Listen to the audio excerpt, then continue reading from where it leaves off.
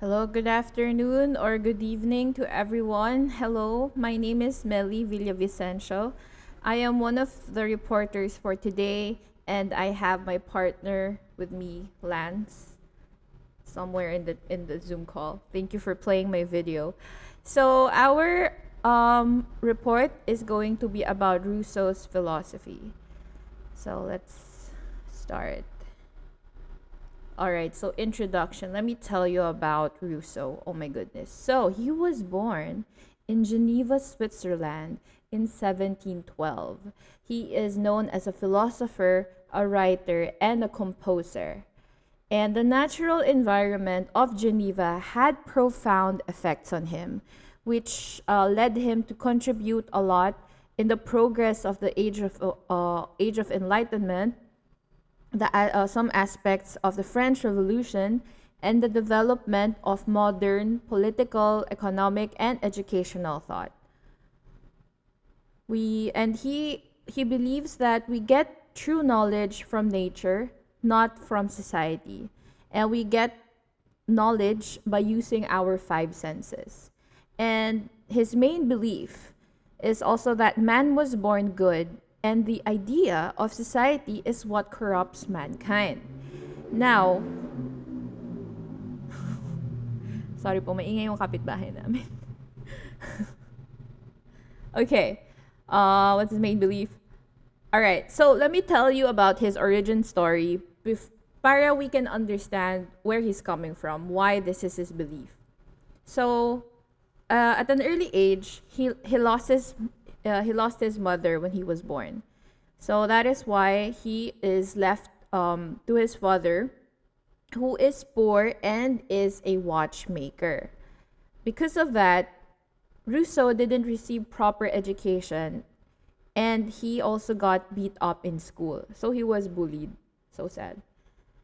And at the age of 12, he left school and he tried different occupations. So nag-try siya ng mga, random jobs. Like siguro naging helper siya. Kasi like, what can you do as a 12-year-old? Like, why would they employ you? So I think mostly he's gonna be a helper, a cleaner, or something. And because of this experience, this made him sympathize with the poor. So if you think about it, he is already poor, but now he's like sympathizing with the poorest of the poor. So it's like super below the social economic belt. And then one time, he was so hungry, he was just on the streets. And then this priest named Savoyard Vicar took him in. And this incident shaped his life, and he became familiar with the existing social and philosophical problems at that time. Siguro because, nagmingle na siya with the other priest when he was when he was being taken care of by Savoyard, mas naging niya, awareness niya. And also through this, he got exposed to his to other philosophers that helped him shape his mind.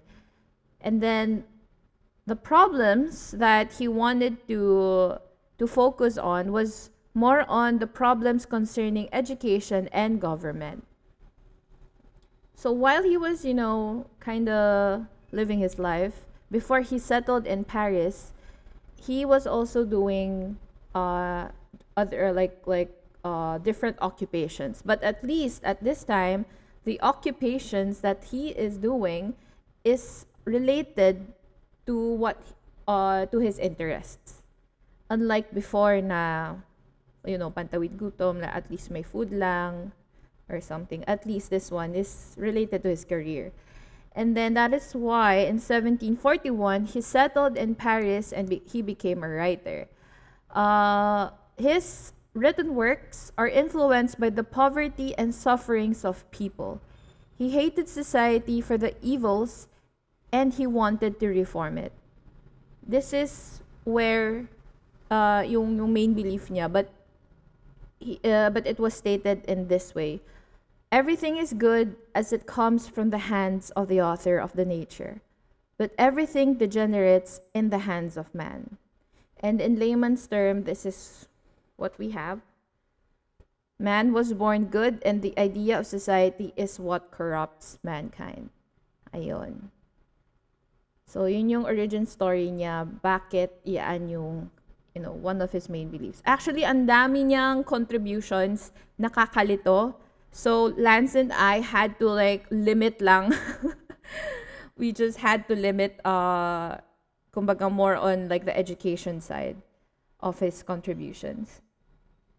All right, let's move on. So, these are his aims for education, basically his objectives. So, Rousseau believed that nature is the master.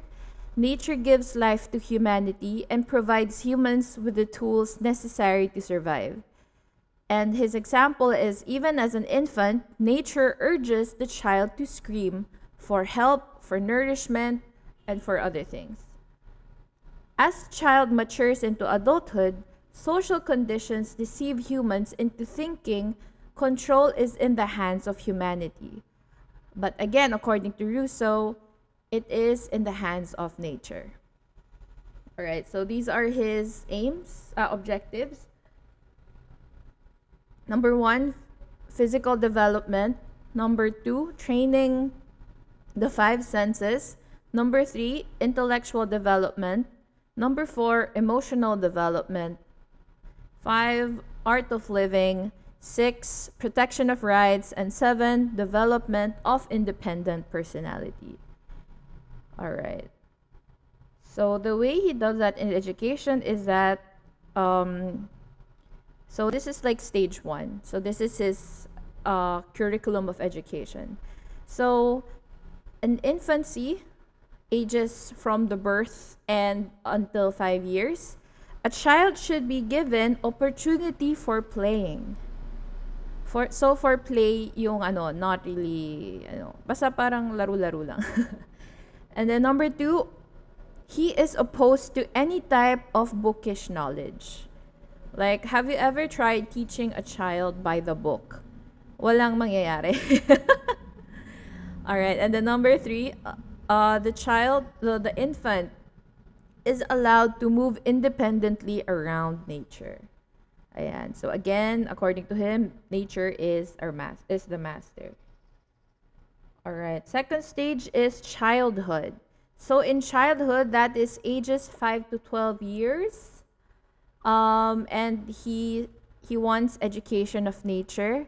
And then for the second one, this is where you can have bookish knowledge in childhood. So the study of language, math, and geography.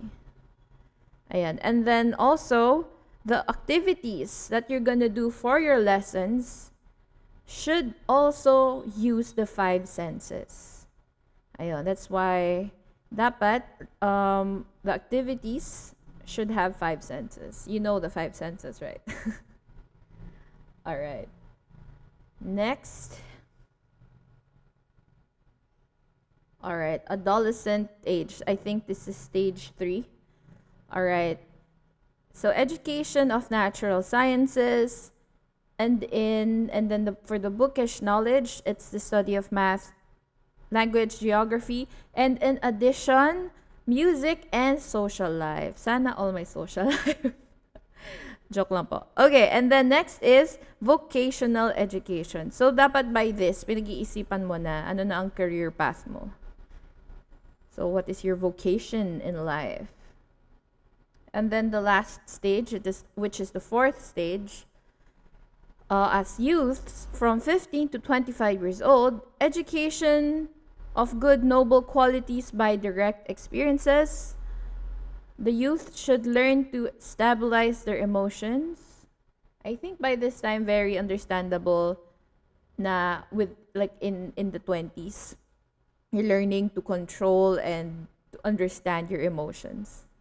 And then third one is vocational education should be completed by now. All right. Okay. I thought this was the last, but actually there's a bonus. But this is only for women. Guys, sorry. Wala kayo. Only for women. Okay. So, according to Rousseau, for women only, you need to have education of home science and domestic life. Kailangan marunong tayo sa bahay, diba? Kasi tayo, nasa bahay lang, bawal lumabas. Hindi, pwede naman, pero, we stay at home. And then number 2 is education of good conduct. Why? Because when we socialize outside, we should be on our best foot forward. Kasi pag napahiya, mapapahiya ang asawa or ang pamilya mo. Kaya you as a woman should present yourself properly. Thus, the good conduct. And then last but not the least, my favorite. Higher education should not be imparted to women. And Rousseau's explanation is because women are delicate. Aww, he thinks we're delicate.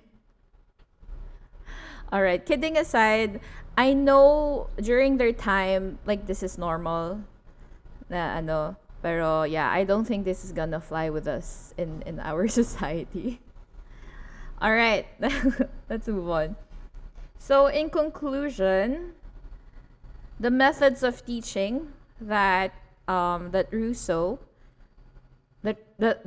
supports is that number 1, the lesson should always come back to nature, learning by self-experience, education should be given through the senses. Number 4, freedom in education, and number 5, education should be given according to the student's interest, aptitude, ability, and needs.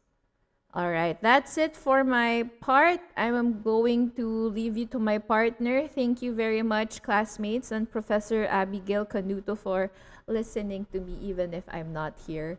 Ayan, thank you po.